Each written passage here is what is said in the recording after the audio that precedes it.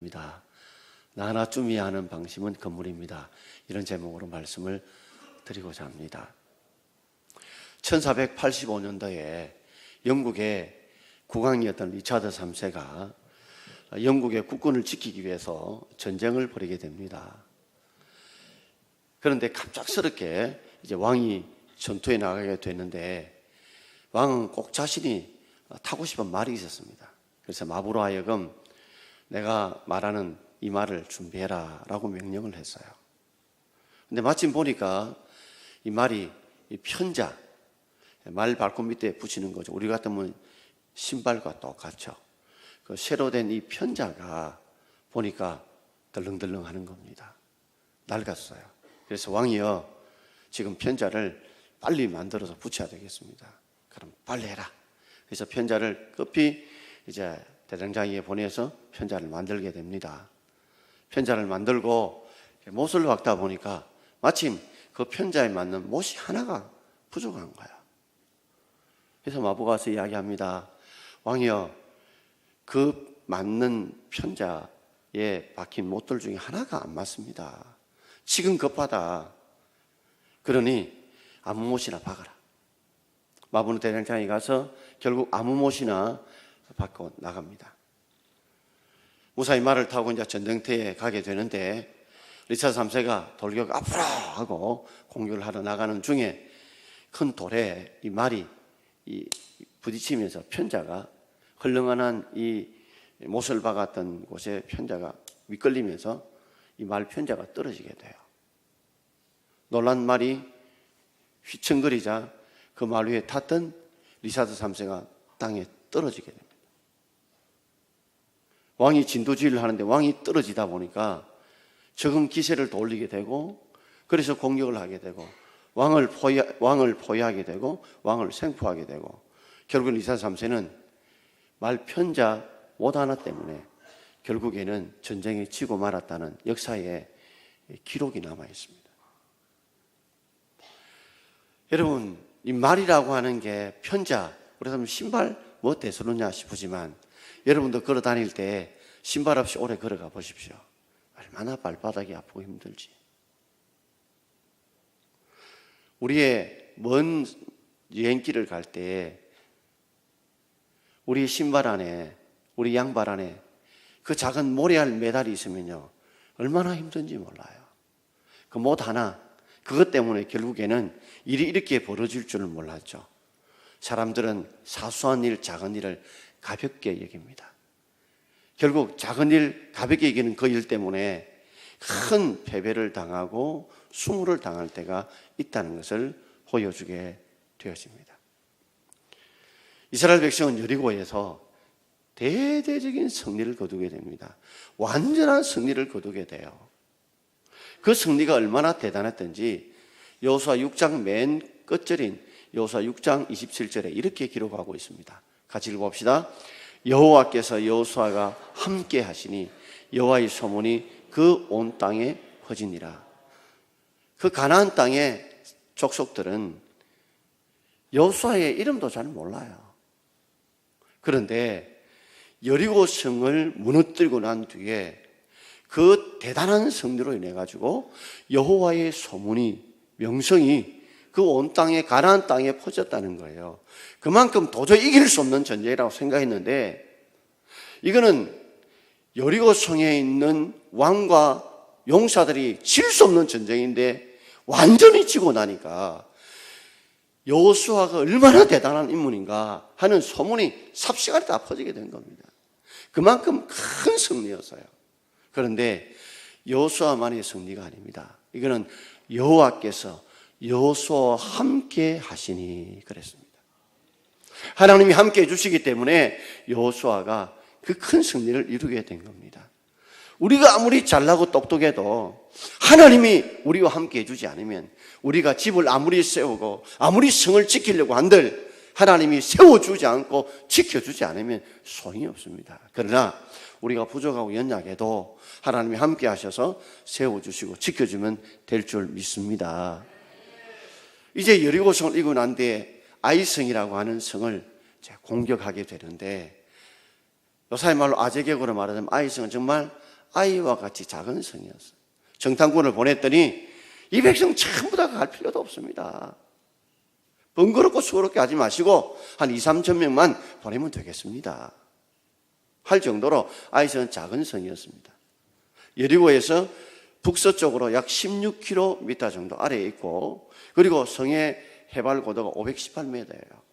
그래 큰 성이 아니기 때문에 이제 3천 명 정도만 보내서 공격하러 갔는데 이게 웬일입니까?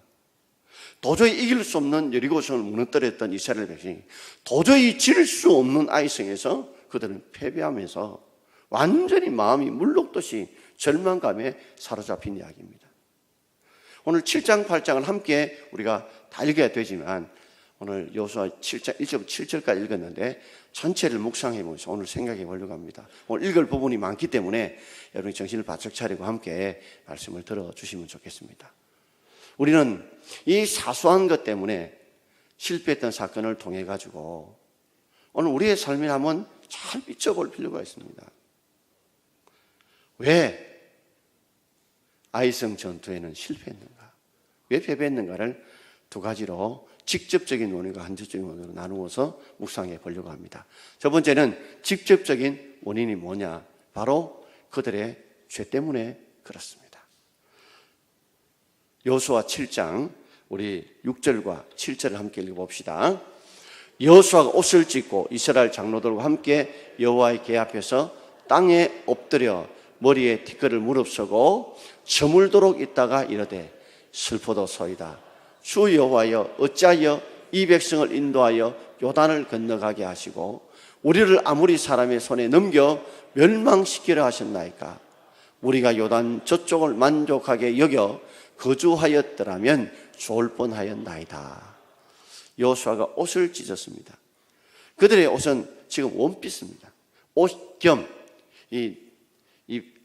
낮과 밤의 기온 차이가 워낙 심하기 때문에 옷이면서도 그건 이불이었어요. 통옷이었습니다. 그런데 통옷을 중간에서 찢은 것입니다. 이것은 바로 마음을 찢는 것과 같은 표현입니다. 너무나 원통하고 너무나 분해서 그들의 절망의 마음속에서 옷을 여호수아가 찢은 것입니다. 찢고 난 뒤에 이스라엘 장로들과 함께 하나님의 언약궤 앞에 섰습니다. 이 말은 하나님 왜 우리가 패배했나요?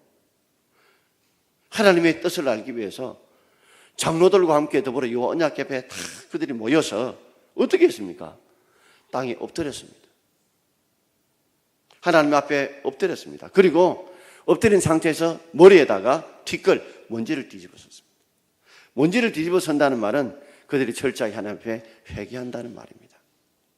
자신을 철저하게 하나님 앞에 낮추고 회개하면서 무릎을 꿇고 땅에 티끌로 먼지를 뒤집어 썼습니다. 그리고 말없이 지냈습니다. 아마 아침부터 그랬을 것 같아요. 해가 저물 쯤 되자 여호수아의 입에서 한 말이 쏟아졌습니다. 그 말이 뭡니까? 슬퍼도소이다. 슬퍼도소이다. 왜 우리가 이렇게 패배하였나이까? 슬픕니다 하면서 주 여호와여 어찌하여 이 백성을 인도하여 요단을 건너가게 하시고, 하나님의 인도로 요단을 건넜다는 것은 여호수아도 압니다. 그러면서 아무리 사람의 손에 넘겨 멸망시키려 하셨나이까? 얼마나 충격적인 패배였으면 이 여호수아가 정말 믿음 없는 이런 고백을 하고 있는 거예요. 하나님이 요단을 건넜을 때 아무리 사람들에게 넘겨주려고, 멸망당하려고 넘겨주겠습니까? 그런데 얼마나 그들이 실패의 충격이 컸던지 그들은 가나안 정복에 힘을 다 잃어버린 거예요. 우리를 죽이려고 이게 보냈습니까? 라는 말입니다. 그러면서 또 원망불평을 하나님께 합니다. 우리가 요단 저쪽을 만족하게 여겨 거주하였다면 좋을 뻔했습니다. 우리가 요단 동편에서 서편으로 넘어오지 않고 그냥 요단 동편에 그냥 그곳에서 좀 작은 땅이라도 머물렀으면 좋았을 뻔했는데 괜히 요단을 건너게 하셔가지고 이렇게 패배를 맛보게 하셨습니까? 사람들은요, 어려움을 겪으면 과거에 하나님이 잘해준 기억도 안 합니다. 하나님이 준 은혜와 복은 기억도 안 하고 지금 현재 내가 당한 어려움만 다 한탄하며 원망하고 불평하는 거예요. 이 앞에 기도하는 가운데 이런 원망과 불평이 쌓이면서 하나님의 음성을 듣게 되었습니다. 왜 그들이 실패했던 이유를 하나님이 그들 가운데 들려주셨습니다. 여러분들도 삶에 어려움이 있거나 실패가 있다면 분명히 하나님의 뜻을 구하고 이유를 찾고 기도할 수 있는 여러분 되길 바랍니다. 자, 오늘 11절 말씀입니다. 여호수아 7장 11절 같이 읽어봅시다. 이스라엘이 범죄하여 내가 그들에게 명령한 나의 언약을 어겼으며 또한 그들이 온전히 바친 물건을 가져가고 도둑질하며 속이고 그것을 그들의 물건을 가운데에 두었느니라. 이스라엘이 범죄하여, 사실은 이스라엘 전체가 범죄한 게 아니에요. 아간이 범죄했습니다. 그런데 하나님은 한 사람의 문제를 한 개인으로 보지 않고 공동체로 보십니다. 이스라엘이 범죄했다 하면서 그럼 무엇을 범죄했느냐? 내가 그들에게 명령한 나의 언약을 어겼다는 겁니다. 하나님과 이스라엘과 약속했던 언약을 어기는 범죄를 지었다는 겁니다. 구체적으로 어떤 언약을 어겼느냐? 그들이 온전히 바친 물건을 가져가고 도둑질하며 속였다. 그들이 하나님 앞에 드려야 되고 바쳐야 될 물건이 있었어요. 그것은 하나님께 바쳐야 되는데 불구하고 그들이 도둑질하고 속였다는 겁니다. 속여서 어디에 숨겨놓았어요? 그들이 물건들 가운데 숨겨두었다는 겁니다. 자, 그렇다면 하나님이 구체적으로 어떤 언약을 그들과 맺었는지 여호수아 6장 9절과 14절 보면 나옵니다. 같이 읽어봅시다. 은금과 동철 기구들은 다 여호와께 구별된 것이니 그것을 여호와의 곳간에 드릴지니라 하니라. 무리가 그 성과 그 가운데 있는 모든 것을 불사르고 은금과 동철 기구는 여호와의 집 곳간에 두었더니, 하나님이 이스라엘 백성과 이런 언약을 맺었어요. 은금과 동철 기구들, 이런 것들은 다 하나님의 것이다. 너희들 것이 아니다. 여호와께 구별된 것이기 때문에 이거는 어디에다가 드려야 된다고요? 하나님께 드려서 하나님의 곳간에 창고에 그런 딱 드려라. 하나님의 것이다. 구별된 것이다.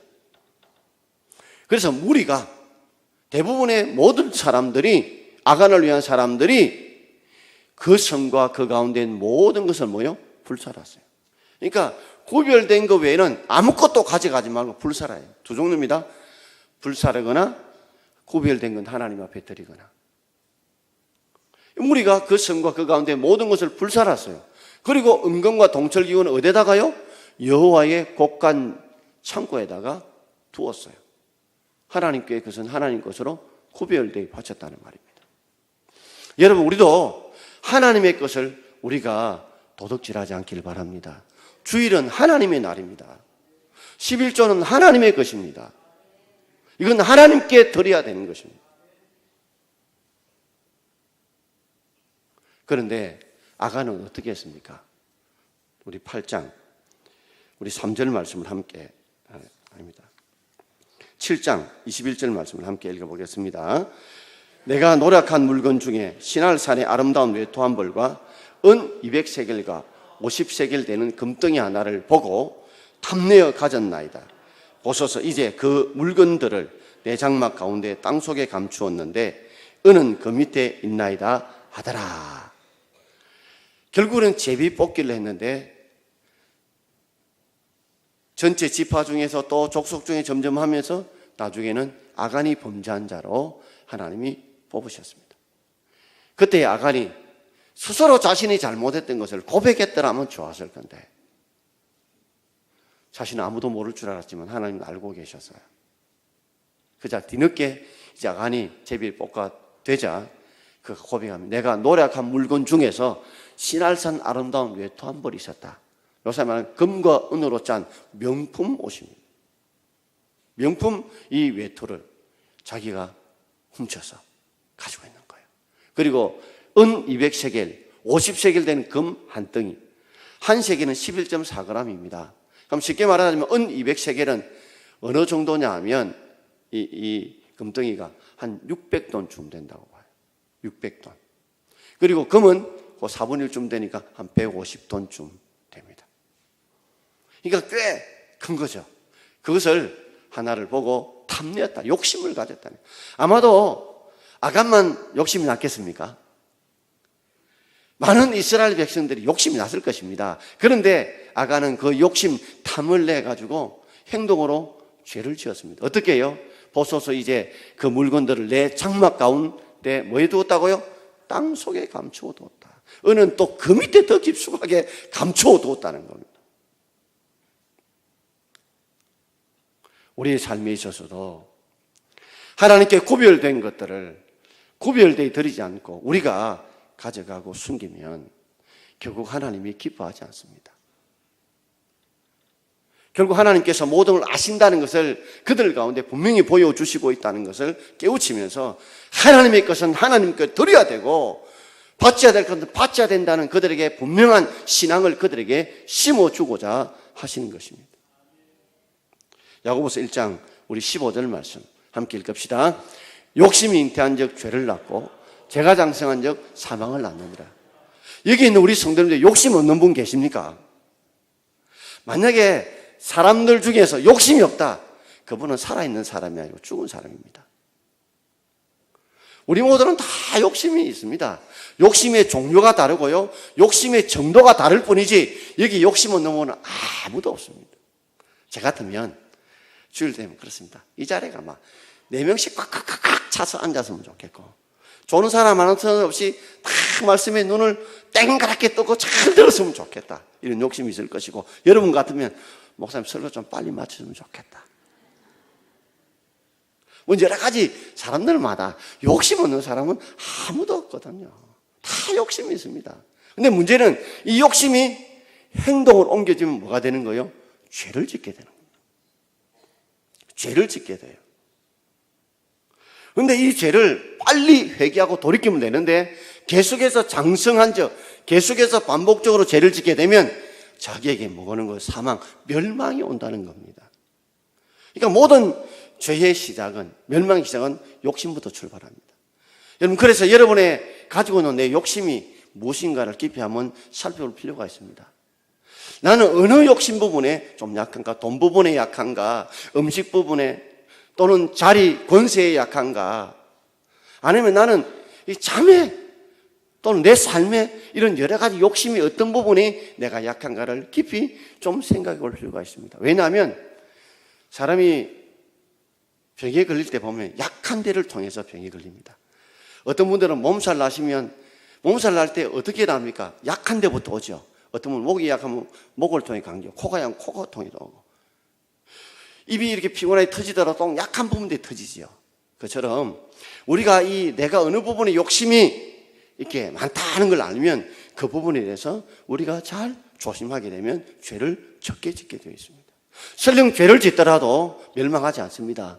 빨리 그 죄를 뉘우치고 회개하면 우리가 사망에 이르지 않습니다. 멸망에 이르지 않습니다. 그런데 아간 그리고 많은 이스라엘 백성도 분명히 욕심이 있었을 거예요.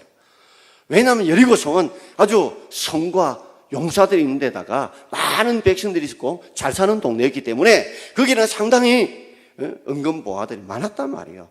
그럼에도 불구하고 많은 사람들은 욕심이 있었지만 그걸 죄로까지 가지 않고 순종했는데 아간은 아무도 보지 않는다 생각하는 마음으로 가장 귀한 신할산 외투 한 벌과 은과 금을 숨겨놓았으므로 죄를 범했던 것입니다.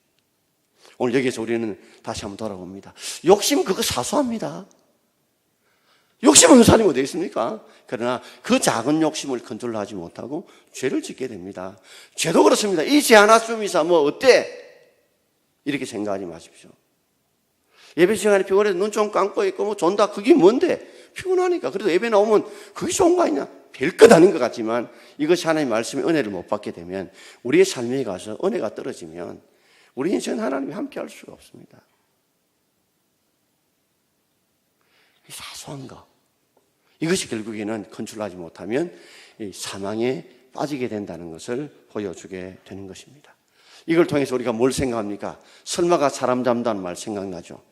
아간은 그렇게 했을 겁니다. 아니 이게 남자 장정만 60만 명이에요. 60만 명 중에서 내 하나가 설마 그거 좀 뭉치다고 해가지고 그게 뭐 대단하겠느냐 생각할 수 있어요. 그러나 설마가 사람 잡는다는 말 그거 그냥 만들어진 말이 아니에요. 설마 내가 요 숨진다고, 내가 설마 감춰도 하나님이 아시겠냐? 아십니다. 하나님 이걸 지금 보여주시려고 하는 거예요. 우리들이 왜 사람들이 욕심에서 죄를 짓느냐? 하나님이 아시겠냐는 생각. 이 캄캄한 밤에, 이 어두운 밤에 내밖에 없는데 하나님이 지금 내가 이런 생각 저런 생각 나쁜 행동을 한다고 누가 알겠나? 이것 때문에 사람이 죄를 짓고 행동을 옮긴단 말이에요. 하나님은 그래서 샘플로 보여주시는 거예요. 너희들이 구석구석에 숨겨놓은 고쳐도 나는 다 안다는 것을 그들에게 여호와의 신앙을 그들에게 가르쳐 보여주시고자 하는 것입니다. 아간 한 사람을 죽이는 것이 아니라 아간을 샘플로 삼으셔서 하나님이 얼마나 세밀하게 얼마나 정확하게 알고 계신다는 것을 그들에게 보여주므로 하나님을 정말 살아계시고 모든 걸 아시는 전능하신 하나님이라는 신앙을 그들에게 심어주시길 원하시는 것입니다. 또 한 가지는 나 하나쯤이야 하는 생각 가지지 말라는 겁니다.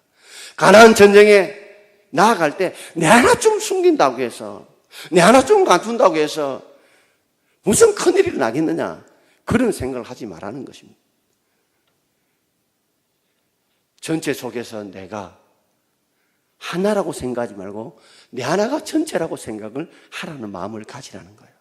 내 하나 좀 전도주일에 작정하지 않고 내 하나 좀 기도하지 않고 내 하나 좀 열심히 안 내도 뭐 교회는 다 돌아갈 거야 될 거야 이런 생각하지 말라는 겁니다. 우리 가정에도 뭐 내 하나 좀 뭐 기도 안 하고 뭐 열심히 안 해도 되겠지 이런 생각하지 말라는 겁니다.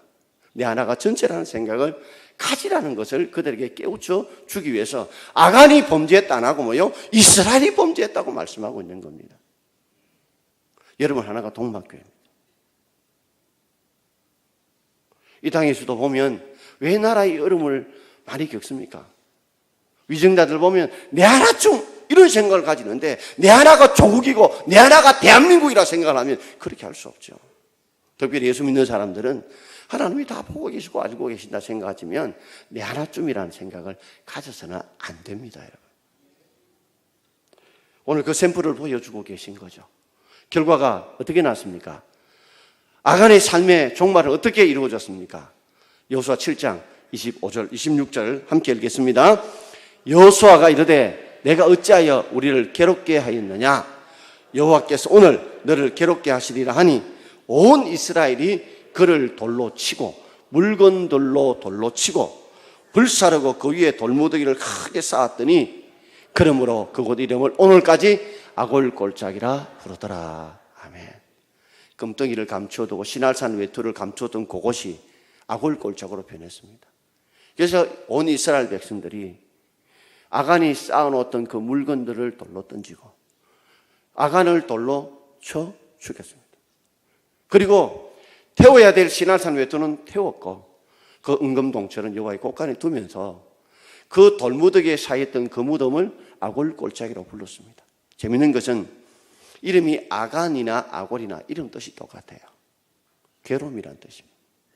우리가 주님 앞에 욕심을 통제하지 못하고 결국에는 죄를 범하게 되면 사망에 이를 수 있다는 것들을 오늘 샘플로 그대로 보여주시는 거예요. 아간 한 사람을 죽이는 게 하나님의 목적이 아닙니다. 이를 통해서 하나님이 얼마나 세밀하게 알고 계신가를 그들에게 심어주시고 보시고 알고 계신다는 것과 한 사람의 잘못이 얼마나 전체에 영향을 준다는 것을 그들에게 깨우쳐 주므로 앞으로 가나안 전쟁은 우리 모두가 함께 마음을 뭉치고 하나 되어야 이길 수 있다는 것들을 가르쳐주시고 이 전쟁은 하나님이 도우셔야 이길 수 있다는 것을 가르쳐 주신 것입니다. 자, 직접적인 원인은 하나님 말씀하시는 그 죄는 그들의 죄악이었지만 간접적인 패망의 원인은 성경에 드러나 있지 않지만 약간 감추어져 있는 부분이 두 가지 있습니다. 바로 간접적인 원인은 바로 교만이었습니다. 교만이라는 것이 어떻게 알 수 있느냐면 첫 번째는 군사적인 숫자의 비교를 통해서 그들이 얼마나 교만했던가를 우리가 알 수가 있습니다. 여호수아 7장 4절 말씀을 함께 읽어보겠습니다. 백성 중 3,000명쯤 거리로 올라갔다가 아이 사람 앞에서 도망하니. 자, 아이 성을 공격할 때 몇 명 올라갔다고요? 3,000명. 정탐꾼이 했어요. 2, 3층쯤만 올라가면 되지 우리 모든 백성이 수고롭게 올라갈 필요 없습니다. 그래서 여호수아가 3,000명을 보냈어요. 그런데 올라갔다가 아이 사람 앞에 도망하니 내려왔어요. 8장에 가면 두 번째 아이성 전투에는 몇 명을 보낼까요? 몇 명을 보냈을까요? 여호수아 8장 3절입니다. 같이 읽어봅시다. 이에 여호수아가 일어나서 군사와 함께 아이로 올라가려 하여 용사 3만 명을 뽑아 밤에 보내매. 몇 명을요? 3만 명. 몇 배를 보낸 거예요? 10배를 보냈어요. 이 말은 그들이 정탐꾼들의 말을 여호수아가 듣고 2, 3천 명 중 하니까 한 3천 명쯤 해서 세상말로 가소롭게 가볍게 여기는 이 교만. 그래서 대피하고 난 뒤에 뭐요? 그들이 정신을 바짝 차리고 10배를 투입합니다. 3천 명이나 3만 명을 투입해요. 밀림의 왕 사자는요, 토끼 한 마리를 잡을 때라도 가볍게 잡지 않는답니다. 그 토끼일지라도 최선을 다해서 사냥을 한다고 그래요. 많은 사람이 실패한 이유가 뭘까요? 큰일에 실패 잘 안 합니다. 왜? 정신도 차리고 열심히 하는데 사소한 것, 가벼운 것. 그래서 운동 경기 보면요, 실수하다가 미스하다가 나중에는 그 경기를 지는 것들을 많이 보시죠. 여러분, 우리 마음에 작은 것이라도 가볍게 여기지 마시고 여러분 믿음으로 헌신하고 최선을 다할 수 있기를 바랍니다.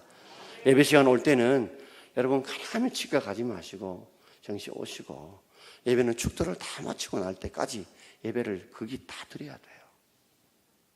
그리고 어떤 데는 차를 주차해 놓으시거든. 좀 바쁘시더라도 여러분의 주차 번호를 꼭 기록해 놓으십시오.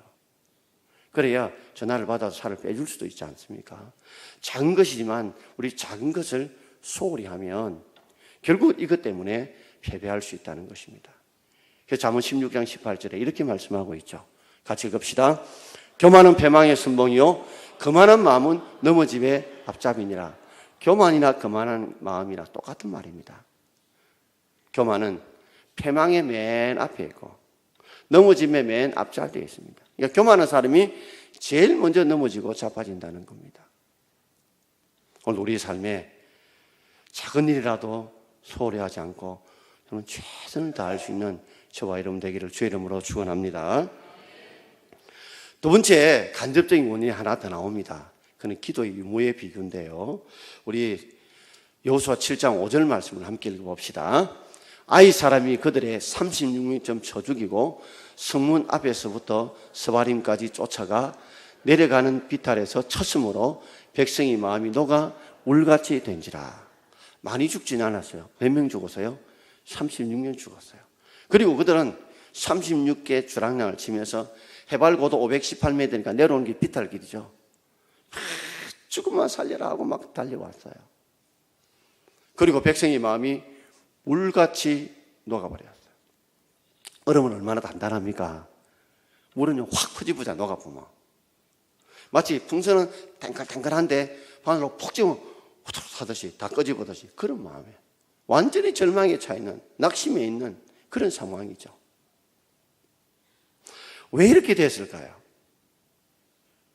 여호수아는요 하나님께 물어보지도 안 하고 정탐꾼의 말만 듣고 2, 3명쯤 보내면 됩니다 하니까 자기가 3,000명 택해 보냈어요. 우리도 하나님 앞에 무슨 일을 하면서 하나님이 우리의 삶에 주인 되시고 군대 장관 된다는 걸 모르고 내가 사장이니까, 내가 뭐 팀장이니까, 내가 무엇이니까 내 생각과 내 판단을 다 움직이면 안 된다는 말이에요. 그걸 보여주는 것이 여호수아 8장 1절 말씀입니다. 같이 읽어봅시다. 여호와께서 여호수아에게 이르시되 두려워하지 말라, 놀라지 말라, 군사를 다 거느리고 일어나 아이로 올라가라. 보라, 내가 아이 왕과 그의 백성과 그의 성읍과 그 땅을 다 내 손에 넘겨 주었으니. 여호수아를 읽으면서 중요해야 되는 것은 넘겨주었다는 말입니다. 여호수아는 착각했어요. 내가 군대 장관이다. 그렇게 결정을 내가 내린다 생각했어요. 그래서 정탐꾼 말만 듣고 자신이 결정 내려 3천 보낸 거예요. 그걸 통해서 여호수아는 깨달은 거예요. 내가 군대 장관이 아니라 하나님이 군대 장관, 나는 그의 수종이라는 거예요. 왜 하나님 앞에 기도하지 않고 하나님이 명령을 따르지 않고 네 생각과 네 판단을 가지고 하느냐? 왜 정당권의 말만 듣고 그게 휩쓸리느냐 하는 겁니다. 하나님께서 여호수아가 기도할 때 두려워하지 마라, 놀라지 마라. 이 말은 그만큼 두려워하고 놀라고 있다는 거예요. 그러면서 군사를 이제는 다 거느리고 올라가라. 그런데 내가 약속한다. 아이 왕과 그의 백성과 성읍과 땅을 내 손에 넘겨주었다. 우리 하나님의 응답 없이 우리가 먼저 우리의 생각 따라 우리 판단 따라 움직이지 않기를 원합니다. 여호수아에게 하나님께서 경고해 주시는 거예요. 네가 군대 장관이 아니야. 내가 군대 장관이야. 정당군의 말을 듣고 네가 왜 결정해? 내가 결정해야지. 그걸 보여주시는 거예요. 여러분, 우리가 어떤 일을 오늘 찬양대가 이제 무슨 곡을 택할까 할 때도 기도하시면서 하십시오. 여러분이 어떤 일을 해나가든지 내 생각, 내 기분, 내 판단을 따라 움직이지 마시고 우리 하나님 우리의 왕이시고 우리는 그의 백성입니다. 목사님, 저도 말씀을 전할 때에 정말 하나님이 원하시는 말씀이 이제는 무슨 말씀을 전해 기도하고 시작합니다. 왜요? 그분이 군대 장관이고 저는 그의 시종입니다. 여러분. 결국 여호수아가 내가 군대 장관인 것처럼 착각해서 백성의 말들만, 정당원의 말만 들고 판단해서 대표하는 거예요. 하나님이 그 본을 보여준 거예요. 진짜 군대 장관 내다! 여호수아야, 잊지 말아라. 고린도전서 10장 12절 말씀 우리 함께 읽어봅시다. 그러므로 선줄로 생각하는 자는 넘어질까 조심하라. 여리고 이겼다고 선줄로 생각하느냐? 잘 성공할 줄 생각하느냐? 네 넘어질까 조심해라는 거예요. 하나님이 한번 눈 감으면 아무리 대단해도 넘어가 봅니다.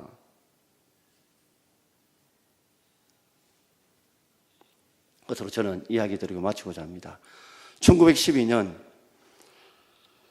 4월 14일 날 타이타닉호가 출항해서 첫 출항에 처음으로 출항했던 그가 빙산에 받쳐서 난파되었던 것, 침몰된 이야기, 영화 타이타닉을 통해서 알고 계시죠. 영국에서 이제 만들어져서 대서양을 건너서 이제 미국 뉴욕으로 가는 중에 캐나다 동부 해안쯤 갔을 때 해안 통제소에서 무선이 왔습니다. 울지아나 그 앞에 큰 빙산이 있다. 조심해라. 항해사 그 무선 통신을 받았어요. 알다시피 이 타이타닉은 그 당시에 가장 큰 배였습니다. 가장 호화로운 배였고 가장 모든 선진 기술들이 다 들어가 있는 배였습니다. 도저히 난파될 수 없고 무너질 수 없는 배라고 했습니다. 항해사가 가볍게 들었어요. 뭔가 어떻게 하겠다는 조치가 없으니까, 어떻게 하겠다는 말이 없으니까 해안 통제에서 계속 무전을 두드려도 그는 항해를 끝까지 안 보고 그냥 밖에 나갔어요. 엉뚱한 생각하고 있다가 선장을 만나서 갑자기 생각이 난 거야. 해안 통제소에서 무전이 왔더라. 그래서 앞에 빙산이 있다 합디다. 어떻게 하면 좋겠습니까? 그 선장이 물었어요. 항해사에. 그러니까 항해사가 하는 말이 뭐 이 큰 배 이게 무너지겠습니까? 빙산에. 그러니까 선장이 그걸 그대로 받아가는 말이 하나님도 이 배는 못 무너뜨린다 했어요. 그러다가 결국 빙산은 눈에 보이는 것보다 가라앉는 것이 훨씬 크지 않습니까? 꽝 부딪혀서 2,300여 명의 사람 중에 1,600명 이상 사람이 죽고 700명의 사람만 살았어요. 이 사건은 우리에게 다시 한 번 더 정말 사소한 것이라고 가볍게 하면 대형 사고가 난다는 것을 보여줍니다. 사랑하는 성도 여러분, 오늘 말씀을 듣고 오늘 가볍게 듣지 마시고 이 말씀을 내 인생에 정말 중요한 말씀으로 한번 들어 놓으십시오. 하나님이 함께하지 않으면 여러분 명성은 땅에 떨어질 수 있습니다. 죄와 죄 있는 사람은 하나님 함께하지 않습니다. 하나님의 약속대로 드려야 될 것은 그대로 정확하게 드리십시오. 땅속에 감춰두지 마십시오. 주일은 주님의 날입니다. 온전히 주님께 드리고 세상 일 한다고 주일날 와서 졸고 엉뚱한 생각하고 주님 절대 기뻐 안 하십니다. 우리가 주일을 중심으로 우리 6일을 준비해야 되지. 그리고 철저하게 우리가 교만하면 넘어집니다. 절대 하나님 앞에 교만하지 마십시오. 작은 일이라도 정말 최선을 다해 기도하시고 철저하게 하나님의 뜻을 구하십시오. 물어보십시오. 내가 왕이 아닙니다. 내가 군대 장관이 아닙니다. 하나님의 뜻을 찾지 않으면, 하나님이 넘어뜨리면 살아날 사 아무도 없습니다. 우리는 대통령이 지금 감금되어 있는, 구속되어 있는 모습을 보면서 그 대단한 권세를 가져도 결국에는 저렇게 될 수 있다는 샘플을 우리에게 보여주는 거예요. 아무리 돈 많은 사람들도, 아무리 대단한 권세를 가져도, 아무리 건강해도 하나님이 후 하고 바람 부르면 넘어갈 수밖에 없습니다. 결국 하나님 앞에 철저하게 기도하고 철저하게 순종하는 저와 여러분 되기를 주의 이름으로 축원드립니다. 기도하겠습니다.